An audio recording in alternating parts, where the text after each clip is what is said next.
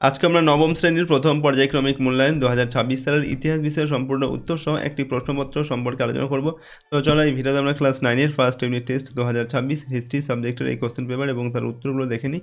তো first summative ইভ্যালুয়েশনে তোমাদের 40 নম্বরের পরীক্ষা নেওয়া হচ্ছে, সময় থাকছে 1 ঘন্টা 30 মিনিট। এখানে দেখো 1 নম্বর দেখে সঠিক উত্তরই বেছে নিয়ে লিখতে হবে। 1 × 10 = 10। কয়ের দেখে ফ্রান্সের মৃত্যু হলে বা জমি বিক্রয় করলে কৃষকদের সামন্তপ্রভুকে যে কর দিতে হতো তার নাম কি ছিল? পেঁয়াজ, করভি, লদ এ ভদ না বানালিতে? উত্তর লিখবে লদ এ ভদ। এরপর ক্যালন ছিলেন ফ্রান্সের বিদেশমন্ত্রী, প্রধানমন্ত্রী, দার্শনিক না অর্থমন্ত্রী? সঠিক উত্তর হবে অর্থমন্ত্রী। বাস্তি দুর্গের পতন হয় 1970 খ্রিস্টাব্দে 14 জুলাই, 1793 খ্রিস্টাব্দের 14 জুলাই, 1791 খ্রিস্টাব্দের 14 জুলাই, 1789 খ্রিস্টাব্দের 14 জুলাই। তো 1789 খ্রিস্টাব্দের 14 জুলাই এটা হবে সঠিক উত্তর। ঘরের দেখা ফ্রেঞ্চ রেভলিউশন গ্রন্থটি লিখেছেন ভলতেয়ার, মন্তেস্কু, অ্যাডাম স্মিথ না গুডউইন? সঠিক উত্তর হবে গুডউইন। স্টেটস জেনারেল এর অধিবেশনে 1789 খ্রিস্টাব্দে তৃতীয় সম্প্রদায়ের প্রধান দাবি ছিল রাজতন্ত্রের অবসান, মাথাপিছু ভোটাধিকার, করভার লাঘব না যাজকতন্ত্রের দুর্নীতি দমন? সঠিক উত্তর হবে মাথাপিছু ভোটাধিকার। নেপোলিয়ন জন্মগ্রহণ করেন লিসবনে, কর্সিকা দ্বীপে, হেলানা দ্বীপে না এলবা দ্বীপে? তো নেপোলিয়ন হচ্ছে কর্সিকা দ্বীপে জন্মগ্রহণ করেন। পরের প্রশ্ন, 1805 খ্রিস্টাব্দে ট্রাফালগারের নৌযুদ্ধে জয়লাভ করেন নেপোলিয়ন দুপ হোরেসিও নেলসন না মেটারিক? সঠিক উত্তর হবে অপশন 3 এটা হোরেসিও নেলসন। তারপর দেখো বর্গীয় যোদ্ধাকে টিলসিটের সন্ধি স্বাক্ষরিত হয় 1801 খ্রিস্টাব্দে, 1802 খ্রিস্টাব্দে, 1807 খ্রিস্টাব্দে, 1806 খ্রিস্টাব্দে? সঠিক উত্তর হবে 1807 খ্রিস্টাব্দে অপশন 3 তারপর পরের প্রশ্ন হচ্ছে কুটুজোভ ছিলেন ফরাসি সেনাপতি, রুশ সেনাপতি, প্রাশিয়ার সেনাপতি, ব্রিটিশ সেনাপতি? তো কুটুজোভ ছিলেন রুশ সেনাপতি। নেক্সট, নেপোলিয়নের চূড়ান্ত পরাজয় ঘটে নীল নদের যুদ্ধে, ওয়াটারলুর যুদ্ধে, লিপজিগের যুদ্ধে না ট্রাফালগারের যুদ্ধে? তো নেপোলিয়নের চূড়ান্ত পরাজয় ঘটে ওয়াটারলুর যুদ্ধে। 2 নম্বর থেকে নির্দেশ অনুযায়ী নিচের প্রশ্নগুলির উত্তর লিখতে হবে। 1 × 6 = 6। এর একের দাগে একটি বাক্যে উত্তর লিখতে হবে এগুলো। করভি কি? তো বিপ্লব পূর্ব ফ্রান্সে বিনা বেতনে বেগার শ্রমকে বলা হয় করভি। ফরাসি বিপ্লবের আদর্শগুলি কী কী? তো সাম্য, মৈত্রী ও স্বাধীনতা এগুলো হচ্ছে ফরাসি বিপ্লবের আদর্শ। 2 নম্বর ঠিক বা ভুল নির্ণয় করো। তো দাম্ভিক রাজা ষোড়শ লুই নিজের ইচ্ছাকেই আইন বলে ঘোষণা করেন, এটা হবে ঠিক। পরের প্রশ্ন হচ্ছে ক্ষয়ের দাগে নেপোলিয়নের সেনাবাহিনী গ্র্যান্ড আর্মি নামে পরিচিত, এটাও ঠিক হবে। 2-3 শূন্যস্থান পূরণ করতে হবে। রুশ সাহিত্যিক লিও টলস্টয় তার ড্যাশ নামে মহাকাব্যিক উপন্যাসে ফ্রান্সের রুশ অভিযানের প্রেক্ষাপটে এক সুন্দর কাহিনী রচনা করেছিলেন, সুন্দর কাহিনীর বর্ণনা দিয়েছিলেন। এখানে উত্তর হবে কি ওয়ার অ্যান্ড পিস এই নামে মহাকাব্যিক উপন্যাসে ফ্রান্সের রুশ অভিযানের প্রেক্ষাপটে এক সুন্দর কাহিনী বর্ণনা দিয়েছিলেন। পরাজিত নেপোলিয়নকে ড্যাশ জাহাজে করে সেন্ট হেলেনা দ্বীপে নির্বাসিত করা হয়। তো এখানে উত্তর হবে দেখো বেল রোফোন জাহাজে করে। 3 নম্বর দাগে 2টি বা 3টি বাক্যে উত্তর দাও, যে কোনো 4টি। 2 × 4 = 8। পরের দাগে হচ্ছে ইন্টেন্ডেন্ট কাদের বলে? তো বিপ্লবের আগে এক শ্রেণীর কর্মচারী ফ্রান্সের প্রদেশগুলির প্রশাসনিক ও অর্থনৈতিক কাজকর্ম পরিচালনার দায়িত্ব পালন করত। এই কর্মচারীরা ইন্টেন্ডেন্ট নামে পরিচিত ছিল। এরা ছিল অত্যন্ত দুর্নীতিগ্রস্ত। ফ্রান্সে অসিয়া রেজিম বা প্রজাতন্ত্র বা ওল্ড রেজিম বলতে কী বোঝো? তো ফরাসি বিপ্লবের 1789 খ্রিস্টাব্দের আগে ফ্রান্স তথা ইউরোপের বিভিন্ন দেশে সমাজ, রাজনৈতিক, অর্থনৈতিক প্রভৃতি ক্ষেত্রে বৈষম্যমূলক ব্যবস্থা প্রচলিত ছিল। এই ব্যবস্থা অসিয়া রেজিম বা প্রজাতন্ত্র বা ওল্ড রেজিম নামে পরিচিত। গয়ের দাগ হচ্ছে ডাইরেক্টরের শাসন কি?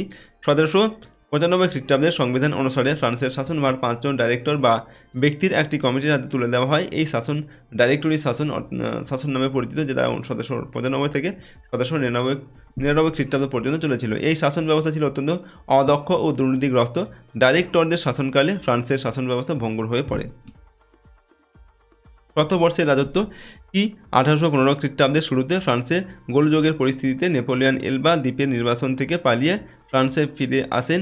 মার্চ 1815 খ্রিস্টাব্দে সাধারণ মানুষ তাকে সাদর অভ্যর্থনা জানালে রাজা অষ্টাদশ লুই সিংহাসন ছেড়ে পালিয়ে যান। এরপর তিনি 20 মার্চ থেকে 21 মার্চ 1815 খ্রিস্টাব্দ পর্যন্ত মোট 100 দিন রাজত্ব করেন। এই ঘটনা শতবর্ষের রাজত্ব নামে পরিচিত। উঙ্গুর দাগে পোড়ামাটির নীতি বলতে কী বোঝো? ফরাসি সম্রাট নেপোলিয়ন 1812 খ্রিস্টাব্দে রাশিয়া আক্রমণ করলে রাশিয়া সম্মুখ যুদ্ধ এড়িয়ে সাম্রাজ্যের অভ্যন্তরে ক্রমাগত পিছু হটতে থাকে। ফরাসি বাহিনী রাশিয়ার ফরাসি বাহিনী রাশিয়ায় যাতে সমস্যায় পড়ে সে উদ্দেশ্যে পিছু হটার সময় রুশ বাহিনী নিজেদের রাস্তাঘাট ও সেতু ধ্বংস করে খাদ্যশস্য শস্য ক্ষেত্র শহর জনপদ প্রভৃতি আগুনে পুড়িয়ে পানীয় জলে বিষ মিশিয়ে দিয়ে যায়। রুশ বাহিনীর এই পদক্ষেপ পোড়ামাটি নীতি নামে পরিচিত। 4 নম্বর দেখা হচ্ছে 7-8টি বাক্যে উত্তর লিখতে হবে, যে কোনো দুটি। 4 × 2 = 8। প্রশ্নের মান এখানে 4 নম্বর করে। টেনিস কোর্টের শপথ গুরুত্বপূর্ণ কেন? মাথাপিছু ভোটের দাবি না মানায় তৃতীয় সম্প্রদায়ের প্রতিনিধিরা নিজেদেরকে জাতীয় সার্বভৌম ক্ষমতার অধিকারী বলে ঘোষণা করেন। তারা নিজেদের সভাকে জাতীয় পরিষদ বা ন্যাশনাল অ্যাসেম্বলি নাম দেন। এই পরিষদ এক ঘোষণায় বলে যে কর ধার্যের অধিকার রয়েছে একমাত্র তাদেরই। এই প্রেক্ষাপটে রাজা ষোড়শ লুই জাতীয় পরিষদকে বেআইনি ঘোষণা করেন। তিনি সভাকক্ষে তালা ঝুলিয়ে দেন।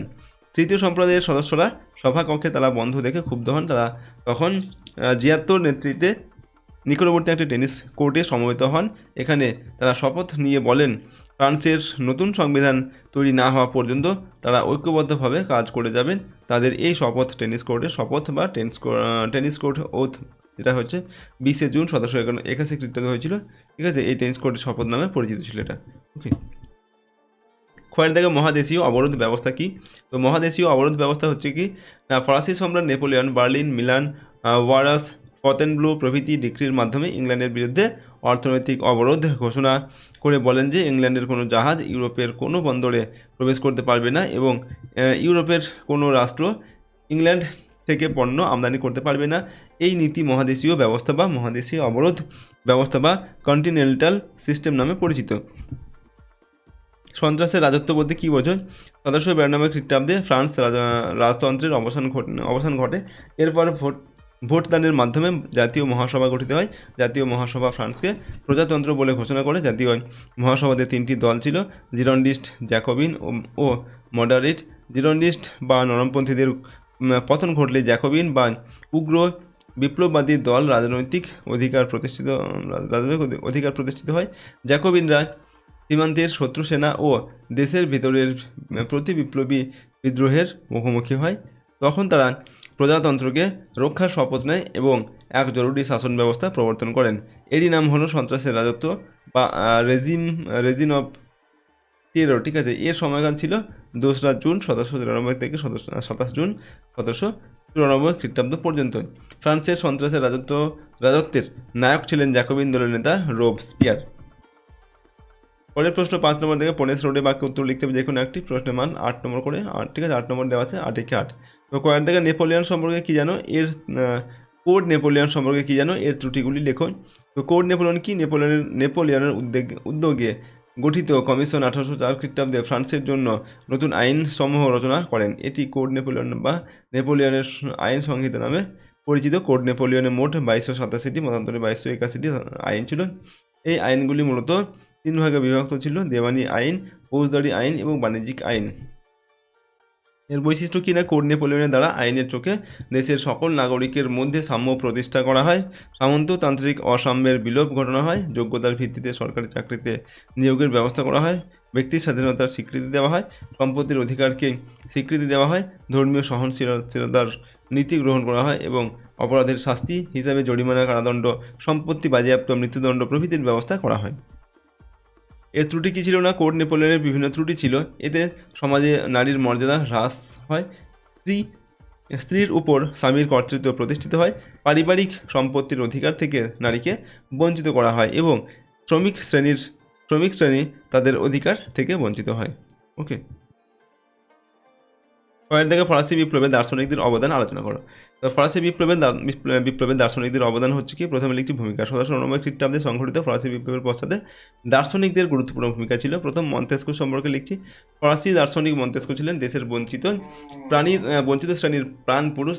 মন্তেস্কু তার দ্য স্পিরিট অফ লজ বা আইনের মর্ম নামক গ্রন্থে সম্রাটের স্বৈরাচারী শাসন ও স্বর্গীয় অধিকার তত্ত্বের তীব্র সমালোচনা করেন। দ্য পার্সিয়ান লেটার্স বা পার্সিয়ার পত্রাবলী নামে অপর একটি গ্রন্থে নিয়মতান্ত্রিক রাজতন্ত্রের সমর্থক মন্তেস্কু ফ্রান্সের প্রজাতন্ত্র, অভিজাততন্ত্র ও স্বৈরাচারী রাজতন্ত্রের কাঠামো সমালোচনা করেন। ক্ষমতা স্বতন্ত্রীকরণ নীতির সমর্থক মন্তেস্কু মানুষের ব্যক্তি স্বাধীনতা রক্ষার উদ্দেশ্যে দেশের আইন বিভাগ, শাসন বিভাগ, বিচার বিভাগকে পৃথক করার দাবি জানান। এরপর খয়ের দাগে মানে খ নম্বর দিয়ে লিখছি আমরা ভলতেয়ার সম্পর্কে। ভলতেয়ার ছিলেন ফ্রান্সের অন্যতম দার্শনিক, সাহিত্যিক ও চিন্তাবিদ। তিনি ফ্রান্সের স্বৈরাচারী রাজতন্ত্রের তীব্র নিন্দা করেন। তিনি তীক্ষ্ণ ব্যঞ্জনাত্মক রচনার মাধ্যমে ফরাসি গির্জার দুর্নীতি ও কুসংস্কার, অন্ধবিশ্বাস ও অত্যাচারকে আক্রমণ করেন। তিনি ক্যাথলিক গির্জাকে বিশেষ অধিকারপ্রাপ্ত উৎপাত বলে অভিহিত করেন। তার দুটি উল্লেখযোগ্য গ্রন্থ হলো কাঁদিত ও দার্শনিকের অভিধান। ওকে, এরপর দেখো গ দিয়ে লিখছি রুশো সম্পর্কে। অষ্টাদশ শতকে ফ্রান্সের সর্বাপেক্ষা উল্লেখযোগ্য ও জনপ্রিয় দার্শনিক ছিলেন জ্যাক রুশো। তিনি তার সর্বাপেক্ষা উল্লেখযোগ্য সামাজিক চুক্তি গ্রন্থে রাজার ঐশ্বরিক ক্ষমতা যুক্তি সহকারে খণ্ডন করেন। তিনি বলেন যে রাষ্ট্রের সার্বভৌম শক্তির উৎস হলো জনগণ, কারণ জনগণের ইচ্ছা অনুসারেই একদিন চুক্তির দ্বারা রাজা শাসন ক্ষমতা লাভ করেছিলেন। তাই রাজাকে যে কোনো সময় ক্ষমতাচ্যুত করার অধিকার জনগণের আছে। তিনি তার অসাম্যের সূত্রপাত গ্রন্থে বলেন যে মানুষ স্বাধীন হয়ে এবং সমান অধিকার নিয়ে জন্মায়, কিন্তু বৈষম্যমূলক সমাজ ব্যবস্থা তাকে দরিদ্র ও পরাধীন করে। নেক্সট উপসংহার দিয়ে লিখছি আমরা ফ্রান্সে বিপ্লব সংঘটিত হওয়ার ক্ষেত্রে উপরোক্ত দার্শনিকদের অতি নগণ্য অবদান ছিল বলে কোনো ঐতিহাসিক মনে করেন। অবশ্য ঐতিহাসিক রাইকার, চেতোব্রিয়া, তেইন, রুস্তান প্রমুখ ফরাসি বিপ্লবের জন্য দার্শনিকদের ভূমিকা স্বীকার করে নিয়েছেন। তো এই ছিল ক্লাস 9-এর ফার্স্ট সামেটিভ ইভ্যালুয়েশন 2026 সালের ইতিহাস বিষয়ের একটি সম্পূর্ণ প্রশ্নপত্র এবং তার উত্তর। তো প্রশ্নগুলো তোমরা প্র্যাকটিস করে নেবে।